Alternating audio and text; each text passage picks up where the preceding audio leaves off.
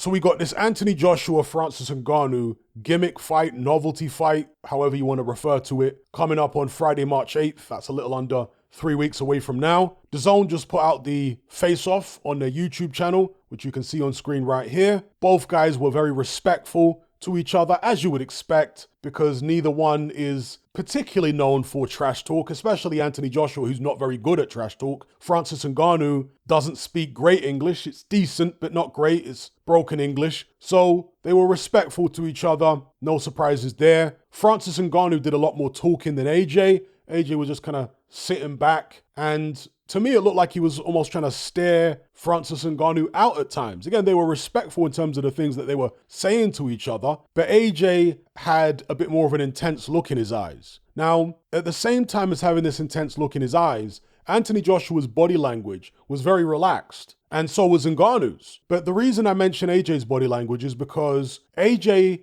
has looked very tense in the run-up to certain fights, in the run-up to his comeback fights, and I would have expected Anthony Joshua to look very tense in terms of body language had he fought Deontay Wilder, had Wilder got through Joseph Parker. But here, very relaxed body language, staring straight through Francis Ngannou a lot of the time. I think the intensity in Anthony Joshua's eyes, and this is me speculating, I don't know, but I think the intensity in Anthony Joshua's eyes is from the criticism he's received from the public regarding his performances, regarding his ability, regarding his achievements, and so on. I think he feels that he's been hard done by. In fact, there was a moment during this face-off where he said, "People underestimate me." And I'm sure Anthony Joshua was aware, very aware, of the criticism he received following the Jermaine Franklin fight. I was very critical of that performance. I said AJ looked like he was scared of his own shadow. Same thing with the Robert Helenius fight. I was very critical of that one as well, as were many other people. And I think AJ's got the bit between his teeth to try and prove himself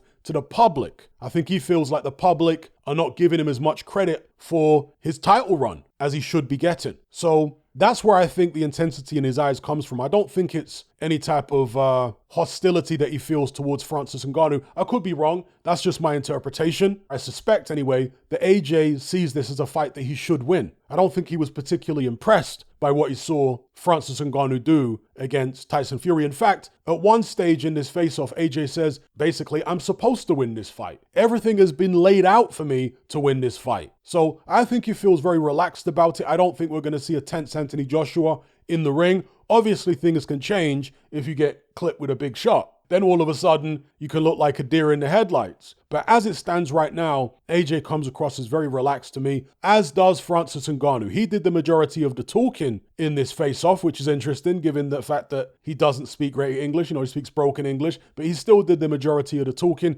AJ looks like he doesn't really want to talk. He just wants to fight. And this was several weeks ago. So, it's really testament to how on job AJ is right now, how focused he is on redeeming himself, if that's even the word, proving the doubters wrong. Now, Francis Ngannou said something interesting in this face-off. He said, even if he doesn't win, and he wasn't specifically talking about this fight, it's just his attitude towards any fight at this stage of his career, because he's 37 years of age. He's coming from MMA. He doesn't have an extensive, boxing background. I think he dabbled in boxing very early on in his life, but he didn't have an extensive amateur career or anything like that. This will be only a second pro bout. And he basically said, look, I'm not stupid. I know I'm not going to have a million years in boxing, so I want to make the most of it. He called for this fight against Anthony Joshua even before they phoned him. He phoned them, I guess, after Wilder had lost to Joseph Parker, and he said, I want to fight AJ. And he says that his attitude going into these big boxing matches is, I just want to put on a good performance where I'm entertaining and I give my best and I give my all. Because even if I lose, as long as I'm entertaining, they're still going to want to see me fight again. And that means more opportunities, more paydays. And of course, we've seen that in boxing many times over the years. Derek Chisora, for example, had a very, very successful career financially, far beyond what you would expect someone with his record to have, because of the fact that he would give his best. He would really try, He wouldn't just turn up for a paycheck to lay down. So that does go a long way. If you can build up a fan base who appreciate your effort and the fact you're a trier, and occasionally you will pull out a big win like Derek Chisora did against Carlos Takam. That was a great come-from-behind win. Then, again, these paydays can go on longer than they ordinarily would. So Francis Ngannou has a similar kind of philosophy, if you want to call it that, on boxing right now. Obviously, he wants to go in there and knock Anthony Joshua out. He said that's his objective. He said that's what he expects to happen. But the most important thing, this is basically what he was conveying, is that he puts on a good display, an exciting display, a good effort, and acquits himself well. And that, from a psychological point of view, obviously takes any pressure that would ordinarily be on him off. It takes it away, because he said that Anthony Joshua himself said that he's looking for championship glory. He wants to become heavyweight champion of the world again. And Ngannou said he's not thinking about any of that. Not thinking about world title belts or anything. He's just living in the moment, and he's just trying to do the best he can with what he has with each fight, and it'll take him wherever it takes him. So interesting contrast in mindsets between the two. But of course, that mindset makes Francis Ngannou dangerous, because again, the pressure is not on him.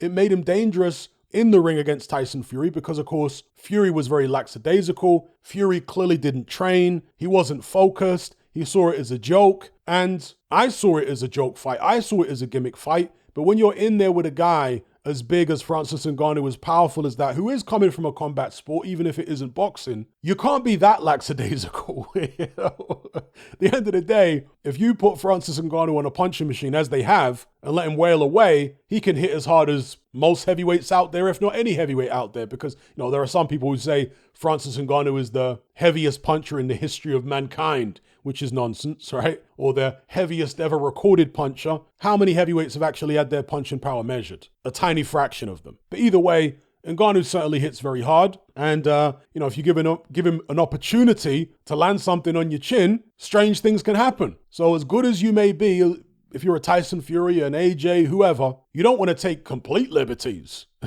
You know, you want to be a consummate professional with regards to your preparation, which Tyson Fury wasn't. And he came up short. Well, with Anthony Joshua, he's always been a consummate pro in terms of his training. He doesn't balloon up in weight between fights or anything like that. So that is part of the reason why I think Anthony Joshua is going to win this fight and win it fairly comfortably. I'm not necessarily saying he's going to win by knockout. Maybe Ngannou's just got an iron jaw. Some people do. And when it comes to punch resistance, you know, a lot of the MMA guys will be saying, of course, AJ can't knock Ngannou out. Ngannou's taking head kicks and all this type of stuff. Well, you know, you'd have to go and look at those head kicks, how cleanly they landed, where they landed, etc., etc. What I can tell you about boxing is the punches are going to land more frequently and they chip away at you. You know, you look at MMA fighters compared to boxers. MMA fighters don't tend to get as punchy as boxers. From what I've seen over the years, they don't seem to suffer things like pugilistic dementia as frequently as boxers, because boxers actually get hit more frequently in the head than MMA fighters do. You see, generally speaking, they get hit more frequently. So in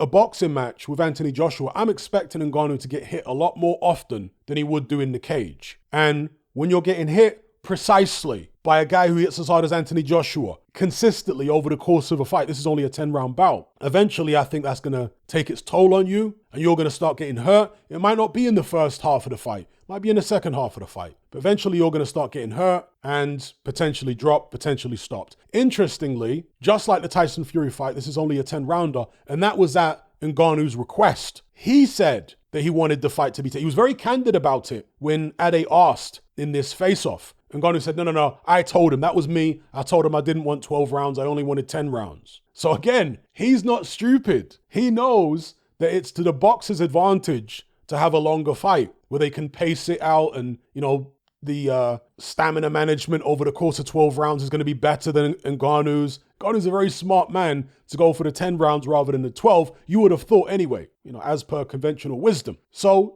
yeah, that's my take on the face-off between these two guys. Both look very relaxed to me. Intensity in AJ's eyes. He almost looks annoyed, Anthony Joshua, you know? He almost looks like he's resentful about the way the fans don't give him the credit that he thinks he deserves. And he's got that kind of look in his eyes. But with regards to Ngannou, I don't think he's particularly hostile towards Ngannou. I think he just sees this as a payday, certainly. It's a gimmick fight, a novelty fight in that sense. But also, I think one of the major reasons they took this fight was to try and do a better job than Tyson Fury. And that will, I guess, in their hopes, their plans, help to rebuild Anthony Joshua's reputation. Because he's already done a job on Otto Wallin, who gave Tyson Fury an awkward night several years ago. Not that Tyson Fury came close to losing that fight on the cards, although with a different referee, he could have lost the fight on that card. But Anthony Joshua went in there against Wallin, and Wallin was coming off a good win against Murat Gassiev. Wallin was relatively active. Anthony Joshua went in there, destroyed Otto Wallin in, 4 or 5 rounds? No problem whatsoever. Wasn't even competitive. People talk about the cut that Tyson Fury suffered against Wallin. Yeah, that cut was caused by a punch. It wasn't a clash of heads. You didn't see Anthony Joshua getting caught with Otto Wallin left hands like that to potentially get a cut on his eye. But Tyson Fury was caught. So, Anthony Joshua did a better job than Fury against that opponent. And as I say, I think the idea, or at least part of the idea behind this Ngannou fight, is to try and do the same thing again here. Do a better job than Tyson Fury, and therefore elevate himself in the eyes of the public. And the way this fight has come around with the postponement of Usyk Fury, it actually works out better for Anthony Joshua in that sense. Because let's say Tyson Fury and Usyk had fought on the original scheduled date, and Anthony Joshua had fought, Ngannou after that, people would have been looking at Fury's performance against Usyk. Obviously, Usyk beat AJ, right? So AJ doesn't have an opportunity to better that. And the reason I bring this up is because if Tyson Fury went in there and beat Usyk, then however AJ performs against Francis Ngannou would almost be irrelevant, But at least for the time being, if AJ goes in there and does a better job on Ngannou than Fury did, he'll be elevated in the minds of the public, okay?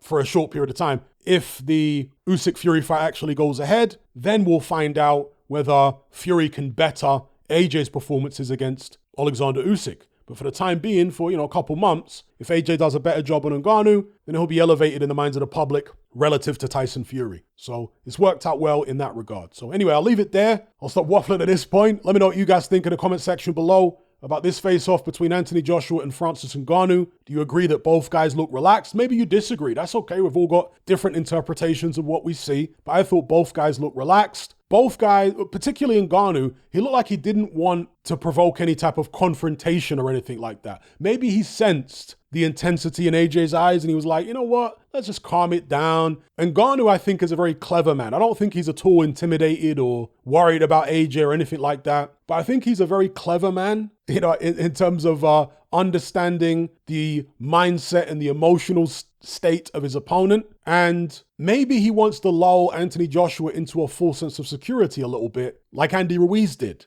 Be very friendly and smiley and all this type of stuff, not say anything disrespectful. Maybe that's the angle that he's going for. Is that what he did against Tyson Fury? I don't know. Maybe it comes naturally to him to be that way. You guys let me know what you think in the comment section below. I'll leave it there.